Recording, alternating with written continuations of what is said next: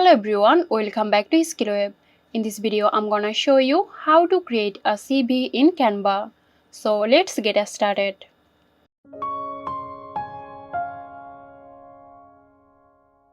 At first, open Canva and type CV templates in the search bar.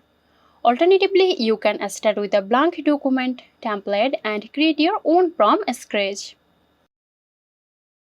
You can also explore Canva's wide selection of professionally created CV templates.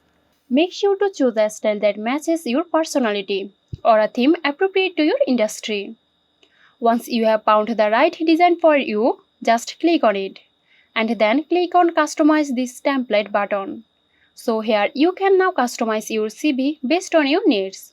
Make sure to fill out any relevant experience or copy paste your information into the layout. You can change the font combinations, color in the text tab.